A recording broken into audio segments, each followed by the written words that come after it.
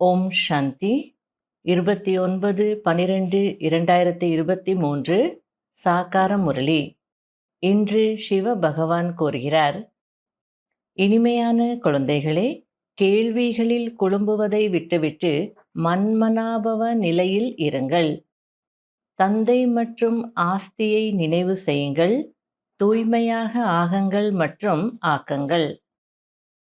கேள்வி: சிவ்பாபா குழந்தைகளாகிய உங்கள் மூலமாக தனக்கு பூஜை செய்வித்துக் கொள்ள முடியாது, ஏன்? பதில்: நான் குழந்தைகளாகிய உங்களுடைய மிகவும் கீழ்ப்படிந்த சேவகன் என்று பாபா கூறுகிறார். குழந்தைகளாகிய நீங்கள் என்னுடைய எஜமானர்கள். நான் குழந்தைகளாகிய உங்களுக்கு நமஸ்காரம் செய்கிறேன். தந்தை நிராகாரராக இருக்கிறார், அகங்காரமற்றவராக இருக்கிறார். குழந்தைகள் கூட தந்தைக்கு சமமாக ஆக வேண்டும். நான் குழந்தைகளாகிய உங்கள் மூலமாக எப்படி பூஜை செய்வித்துக் கொள்வேன்? நீங்கள் கால்களை கழுவுவதற்கு எனக்கு பாதங்களே இல்லை. நீங்கள் இறை தொண்டர்கள் ஆகி உலக சேவை செய்ய வேண்டும். முரளியின் பாடல்: பலவீனமானவர்களின் யுத்தம் பலவானோடு. ஓம் சாந்தி. நிராகார சிவ பகவான் கூறுகிறார், சிவ்பாபா நிராகாரராக இருக்கிறார். மேலும் சிவ்பாபா என்று சொல்லும் ஆத்மாக்களும் கூட உண்மையில் நிராகாரமானவர்கள்தான்.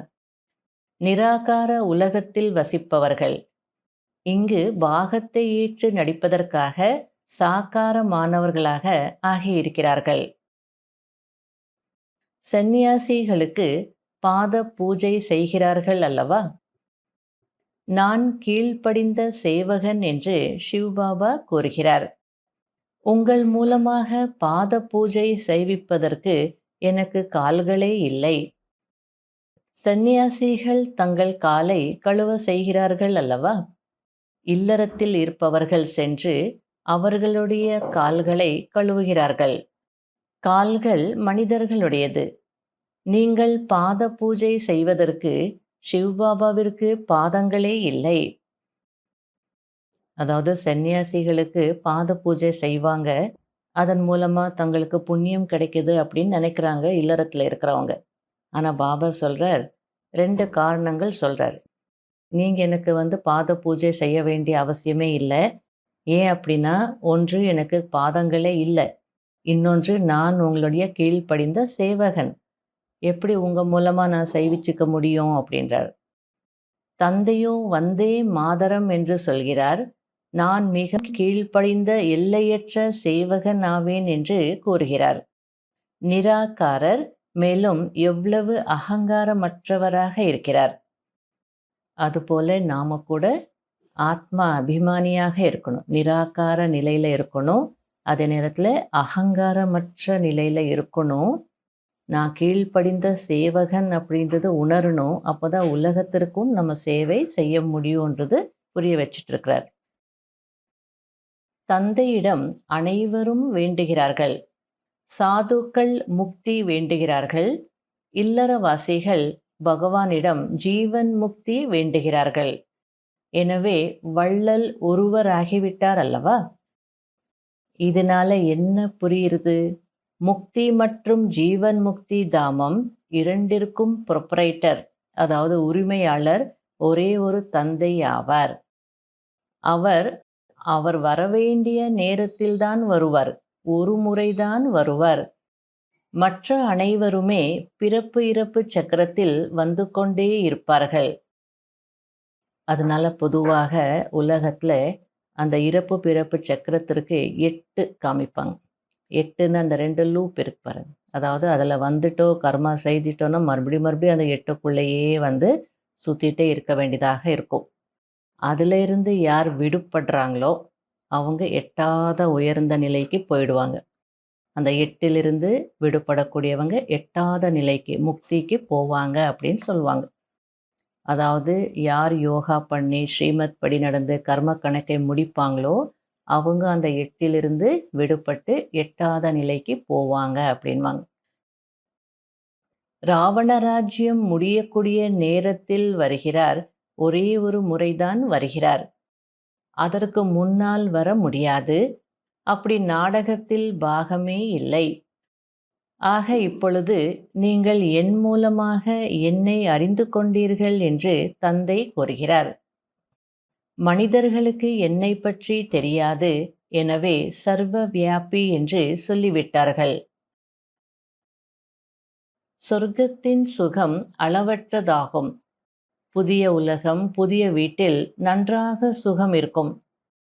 கொஞ்சம் பழையதாக ஆகிவிடும் போது ஏதாவது கரைகள் ஏற்பட்டு விடுகிறது, பழுதடைந்து விடுகிறது. பிறகு பழுது பார்க்கப்படுகிறது. எனவே எப்படி தந்தையின் மகிமை அளவற்றதோ அதேபோல் சொர்க்கத்தின் மகிமையும் அளவற்றதாக இருக்கிறது. அப்படிப்பட்ட உலகத்திற்கு அதிபதியாகுவதற்காக நீங்கள் முயற்சி செய்து கொண்டிருக்கிறீர்கள். வேறு யாரும் சொர்க்கத்திற்கு அதிபதியாக ஆக்க முடியாது. விநாசத்தின் காட்சிகள் மிகவும் வலி வேதனைக்குரியதாக இருக்கும் என்பதை குழந்தைகளாகிய நீங்கள் அறிந்திருக்கிறீர்கள். எனவே அதற்கு முன்பாகவே தந்தையிடமிருந்து ஆஸ்தி அடைந்துவிட வேண்டும். இப்பொழுது என்னுடையவராக ஆகுங்கள், அதாவது ஈஸ்வரிய மடியில் வாருங்கள் என்று தந்தை கூறுகிறார். சிவபாபா உயர்ந்தவர் அல்லவா?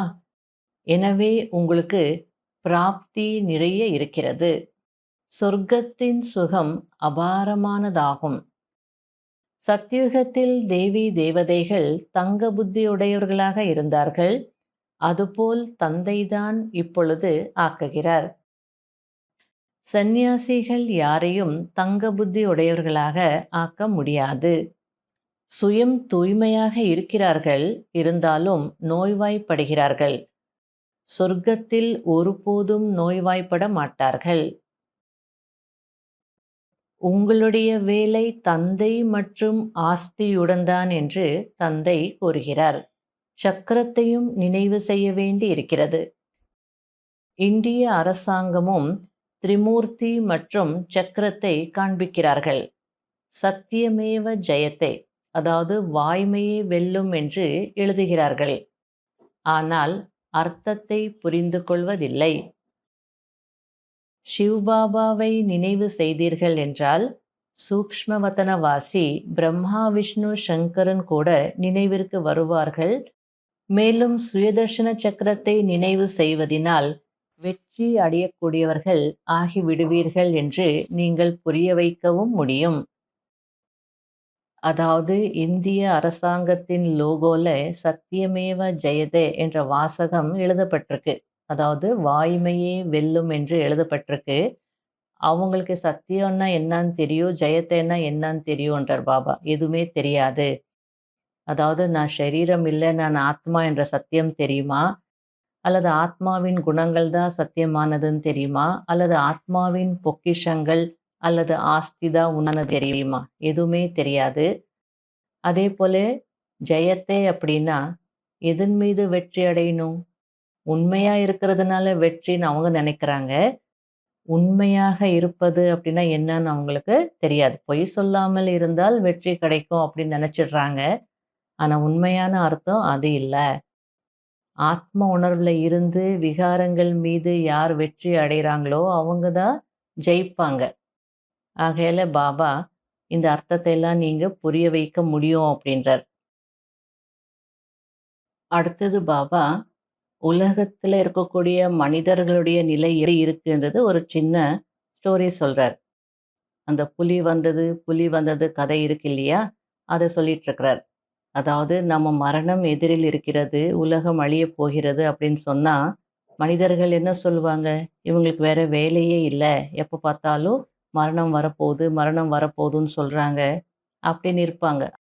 ஆனால் ஒரு நாள் உண்மையிலும் புலி வந்தது, எல்லா ஆடுகளையும் சாப்பிட்டு விட்டது.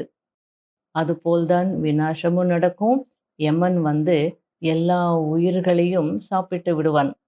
அப்ப என்ன செய்ய முடியும்? ஆகையால இந்த விஷயங்களை நீங்க நல்ல பக்குவமா புரிய வைக்கணும் அப்படின்றார்.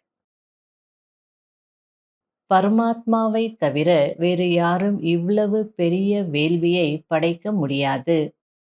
பிரம்மா வம்சத்தின் பிராமணர்கள் என்று சொல்லிக்கொண்டு தூய்மையாக ஆகவில்லை என்றால் அவ்வளவுதான், செத்தீர்கள். சிவ்பாபாவிடம் உறுதிமொழி எடுக்க வேண்டி இருக்கிறது. இனிமையான பாபா, சொர்க்கத்தின் அதிபதியாக ஆக்கும் பாபா, நான் உங்களுடையவன், கடைசி வரை உங்களுடையவனாகவே இருப்பேன் என்று உறுதிமொழி எடுக்க வேண்டும்.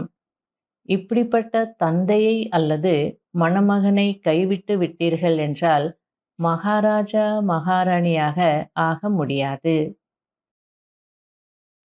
நல்லது. இனிமையிலும் இனிமையான காணாமல் போய் கண்டெடுக்கப்பட்ட செல்ல குழந்தைகளுக்கு மாத் பிதா பாப் தாதாவின் அன்பு நினைவுகள் மற்றும் காலை வணக்கம். ஆன்மீக குழந்தைகளுக்கு ஆன்மீக தந்தையின் நமஸ்காரம். கடைபிடிக்க வேண்டிய முக்கியமான சாராம்சம். முதல் பாயிண்ட், உண்மையான இறை தொண்டனாகி பாரதத்தை சொர்க்கமாக ஆக்குவதில் தந்தைக்கு தூய்மையின் உதவி செய்ய வேண்டும். ஆன்மீக சமூக சேவகர் ஆக வேண்டும். இரண்டாவது பாயிண்ட், எந்த விதமான கேள்விகளிலும் குழம்பி படிப்பை விட்டுவிடக் கூடாது. கேள்விகளை விட்டுவிட்டு தந்தை மற்றும் ஆஸ்தியை நினைவு செய்ய வேண்டும். வரதானம், எல்லைக்குட்பட்டதிலிருந்து கடந்திருந்து அனைவருக்கும் தன்னுடையவர் என்ற உணர்வை ஏற்படுத்தக்கூடிய அனுபவி மூர்த்தி ஆகுங்கள். எப்படி அனைவரின் மனதில் இருந்தும் என்னுடைய பாபா என்று வெளிப்படுகிறதோ அதேபோல் அனைவரின் மனதில் இருந்தும் இவர் என்னுடையவர், எல்லையற்ற சகோதரர் அல்லது சகோதரி, தீதி தாதி என்று வெளிப்பட வேண்டும். எங்கு இருந்தாலும் எல்லையற்ற சேவைக்கு நிமித்தமாக இருக்கிறீர்கள். எல்லை உட்பட்டதிலிருந்து கடந்திருந்து எல்லையற்ற பாவனை, எல்லையற்ற உயர்ந்த விருப்பம் வைப்பதுதான் தந்தையை பின்பற்றுவதாகும். இப்பொழுது இதனை நடைமுறையில் அனுபவம் செய்யுங்கள் மற்றும் செய்வீங்கள். பொதுவாக அனுபவம் நிறைந்த வயோதிகர்களை ஐயா, பெரியவரே, பெரிய ஐயா என்று சொல்வார்கள். அதேபோல் எல்லையற்ற அனுபவிகள் ஆகுங்கள். அதாவது அனைவருக்கும் என்னுடையவர் என்று அனுபவம் ஆகட்டும். ஸ்லோகன்: விடுபட்ட மேலான மனநிலையின் மூலம் பறக்கும் கலையில் பறந்து கொண்டே இருந்தீர்கள் என்றால் கர்மா என்ற கிளையின் பந்தனத்தில் மாட்டிக்கொள்ள மாட்டீர்கள். ஓம் சாந்தி. இன்றைய அவ்வியக்த சமிக்கை. சேவை செய்வது இது கூட தன்னை சம்பூர்ணமாக்குவதற்கான இனிமையான பந்தனமாக இருக்கிறது. இந்த பந்தனத்தில் எந்த அளவிற்கு தன்னை கட்டி போடுவீர்களோ அந்த அளவு மற்ற அனைத்து சம்பந்தங்களில் இருந்தும் விடுபட்டு விடுவீர்கள். இந்த இனிமையான பந்தனம் இந்த நேரத்திற்கானதாகும். பிறகு வேறு எப்போதும் இருக்காது. இந்த ஈஸ்வரிய அன்பு என்ற பந்தனத்தில் கட்டுப்பட்டு விடுங்கள். அப்போது மற்ற அனைத்து பந்தனங்களும் தானாகவே அறுபட்டு கொண்டே போகும். நம்ம ஈஸ்வரிய பந்தனத்தில் வந்துட்டோம் அப்படின்னா அப்போ மற்ற அந்த பந்தனங்களிலிருந்து தானாகவே விடுபட்டுடுவோம். ஆகவே அந்த பந்தனங்களிலிருந்து விடுபடுறதுக்கு ரொம்ப பெருசாக முயற்சி செய்ய வேண்டாம். பாபாவினுடைய இந்த அன்பு பந்தனத்தில் நம்மளை கட்டி போடுறதுக்கு முயற்சி செய்யுங்க அப்படின்றார். சேவை செய்வது இது கூட தன்னை சம்பூர்ணமாக்குவதற்கான இனிமையான பந்தனம் அப்படின்னு எவ்வளோ அழகாக பாபா புரிய வச்சிட்டு இருக்கிறார். இப்போ நான் தனியாக வீட்டில் இருந்தேன், நான் யோகா பண்ணுறேன், நான் நல்ல ஞானி யோகி, நான் நல்ல தாரணை செய்கிறேன், யாருக்கும் எந்த பிரச்சனையும் கொடுக்க மாட்டேன் அப்படின்னு சொன்னால் அது ஒரு பெரிய விஷயமே கிடையாது. குழுவில் இருக்கும் போது அப்படி இருக்கணும். அப்போ சேவை அப்படின்னு சொல்லும் போது குழுவில் வருவோம். அப்போ பாபா நினைவும் இருக்கும், அதே நேரத்தில் ஞான தானமும் செய்வோம், அதே நேரத்தில் 4 பேரோடு செய்யும்போது நம்முடைய சம்ஸ்காரமும் மாறும். ஆகையால பாபா சேவையினுடைய பந்தனத்துல இருந்தீங்கன்னா, அனைத்து பந்தனங்களிலிருந்து விடுபடுவீங்கன்றார். 1 பாபா நினைவு, பாவ கர்மங்கள் அழியும். 2வது ஞான தானம் குடுக்குறோம். எவ்வளோ தானம் செய்றோமோ, அவ்வளோ ஆசீர்வாதங்கள் கிடைக்குது. 3வது எல்லாரோடும் இருந்தாலும் எவ்வளோ விசேஷ தன்மைகள் எமர்ஜ் ஆகுது. சிலருக்குள்ள குறை இருக்கும். பார்த்தாலும் பார்க்காம இருப்பீங்க. அட்ஜஸ்ட் பண்ணுவீங்க. இல்ல சில நேரத்துல நல்ல விசேஷ தன்மைகள் இருக்கும். அத பார்த்து நாமளும் இத செய்யணும்னு நெனைப்பீங்க. அப்படி எவ்வளோ நன்மைகள் இந்த சேவை என்ற பந்தனத்துல இருக்கு. ஆகையால அந்த பந்தனத்துல கட்டுப்படுங்க அப்படின்றார். ஓம் சாந்தி.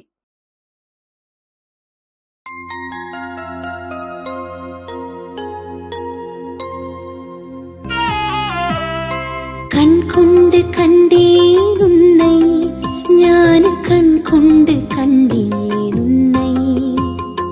கண் கொண்டு கண்டேன் உன்னை, ஞான கண் கொண்டு கண்டேன் உன்னை. தேனொழுகு இந்தன் முகவரி சொன்னாய், பாலொழுக அன்பு குழந்தாய் என்றாய். மனதின் பாரம் போக்கும் முந்தன் மொழிகள், உள்ளத்தின் சோகம் நீக்கும் ஞான கீதங்கள். கண் கொண்டு கண்டேன் உன்னை, ஞான கண் கொண்டு கண்டேன் உன்னை.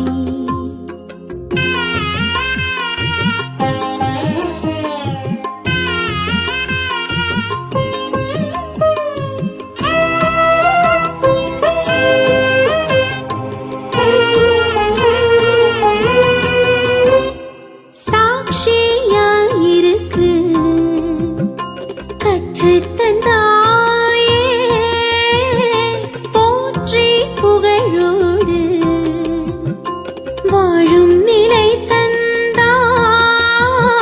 சூட்சும உலகமே நம் இல்லம் என்றாயே, காத்தும் கிடக்கிறாய் எனக்காக நீ, நீ, நீ. காத்தும் கிடக்கிறாய் எனக்காக அங்கே நான் வரும் வரை. கண் கொண்டு கண்டேன் உன்னை, ஞான கண் கொண்டு கண்டேன் உன்னை. கண் கொண்டு கண்டேன் உன்னை, ஞான கண் கொண்டு கண்டேன் உன்னை. தேனொழுகு இந்தன் முகவரி சொன்னாய், பாலொழுக அன்பு குழந்தாய் என்றாய். மனதின் பாரம் போக்கும் முந்தன் மொழிகள், உள்ளத்தின் சோகம் நீக்கும் ஞான கீதங்கள். கண் கொண்டு கண்டேன் உன்னை, ஞான கண் கொண்டு கண்டேன்